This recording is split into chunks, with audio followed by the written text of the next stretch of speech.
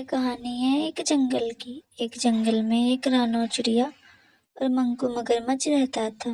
रानो चिड़िया और मंकू मगरमच्छ की बहुत गहरी दोस्ती थी।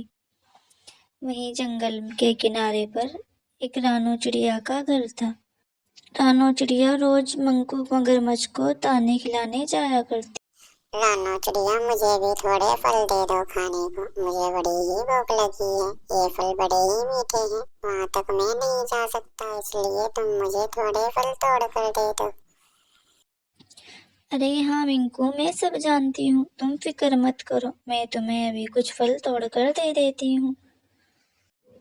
इतना कहकर रानो चिड़िया मिंकू मगरमच्छ के लिए फल तोड़ने के लिए पेड़ की तरफ बढ़ जाती है। रानो चिड़िया पेड़ पर चढ़कर कुछ फल तोड़ने लगती है। रानो चिड़िया बहुत सारे फल तोड़ने लगती है। रानो चिड़िया ने काफी सारे फल तोड़कर मगरमच्छ के लिए नीचे डाल दिए थे। अरे वाह रानो, तुमने तो बहुत सारे फल दे दिए। आज तो मेरा मजा ही आ जाएगा। इतने सारे फल देखकर मगरमच्छ बहुत ज़्यादा खुश हो गया। उसके बाद मगरमच्छ ने बहुत सारे फल खा लिए। मगरमच्छ फल खाकर टालची चिड़िया का शुक्रिया करने लगा। अरे नहीं नहीं मिंकू, शुक्रिया की कोई जरूरत नहीं है, तुम मेरे मित्र हो, मैं इसीलिए तुम्हें खाने को दे देती हूँ। क्या हुआ, मुझसे तो उड़ना आता है, तुम इस पेड़ पर नहीं चढ़ सकते, इसलिए मैं तुम्हें दे देती हूँ।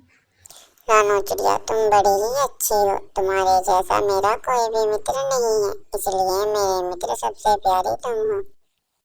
इतना कहकर रानो चिड़िया वहां से चली जाती है। रानो चिड़िया अपने घर की तरफ जा रही थी। साथ साथ मिंकू मगरमच्छ भी वहां से चला जाता है। मिंकू मगरमच्छ तिरते तिरते अपने घर की तरफ वहां से निकल जाता है। मिंकू की और रानो चिड़िया की दोस्ती देखकर सारे जंगल वाले हैरान थे। कुछ दिन ऐसे ही गुजर गए। कुछ दिन बाद रानो चिड़िया अपने घर में थी।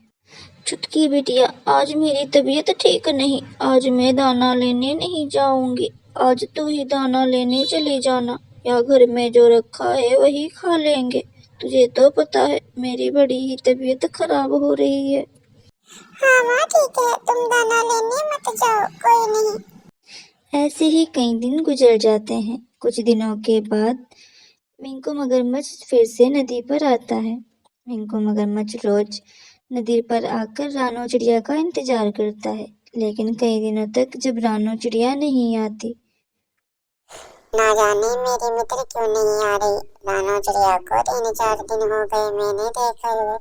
पता नहीं मेरी मित्र किस हाल में होगी।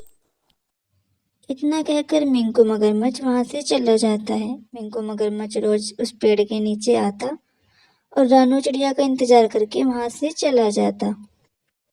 कालू जी, बड़े दिन हो गए अनाज के दाने खाते खाते, अब मैं अनाज के दाने नहीं खाऊंगी। अरे गौरी, तू फिक्र क्यों करती है? आज हम पास के जंगल में जाएंगे, वहां जाकर फल खा के आएंगे। हाँ हाँ कालू जी, तुमने ठीक कहा, आज तो हम जंगल जाके फल खा के आएंगे। वैसे भी मैं बड़ी कमजोर हो गई हूँ। अच्छा ठीक है, अब ये अनाज के दाने ही खा ले।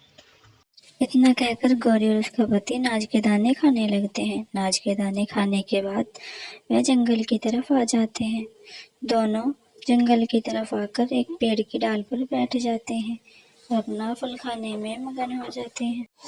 गौरी और उसका पति दोनों जंगल के फल तोड़ने में बिल्कुल मगन थे। दोनों बहुत प्यार से फल खा रहे थे। तभी नदी में नीचे से मगरमच्छ आ गया। मगरमच्छ आकर गौरी कव्वी से कुछ फल मांगने लगता है। मगरमच्छ गौरी कव्वी से कहता है, गौरी कभी थोड़े फल मुझे भी दे दो, मेरा बड़ा ही मन है, कई दिनों से मैंने फल नहीं खाए, थोड़े फल मुझे भी दे दो। गौरी कभी देख तो जरा इस मगरमच्छ को, ये भी जरा फल खाएगा, चल भाग यहाँ से। इतना सुनकर गौरी कव्वी हंसना शुरू कर देती है। Oh my god. देखो तो इस मगरमच्छ को, ये भी फल खाएगा। हाँ गौरी, कभी मैंने कई दिनों से फल नहीं खाए, मुझे रोज रानो चिड़िया देती थी, अब वो नहीं आ रही, इसलिए मैं तुमसे मांग रहा हूँ। तभी गौरी कव्वी अपने पति के कान में जाकर कुछ कहती है। अच्छा ठीक है मगरमच्छ, मैं तुझे खाने को दे देती हूँ, लेकिन तुझे एक काम करना होगा। हाँ हाँ गौरी कभी बताओ, मैं जरूर करूँगा। मगरू तुम थोड़ा आगे आओ, आके आके मुंह नीचे कर लेना। गौरी कभी तुम्हें कुछ फल दे देगी, तुम खा लेना। इतना सुनकर मगरमच्छ बिल्कुल खुश हो जाता है और जैसे गौरी कवि ने कहा उसकी बात सुनकर पेड़ के नीचे चला जाता है और मुंह नीचे कर कर वहीं पड़ जाता है। जैसे ही मगरमच्छ मुंह नीचे करता है, गौरी कवि चाकू निकालती है और चाकू निकालकर पेड़ से फेंक के मारती है। वो चाकू जाकर मगरमच्छ को लग जाता है।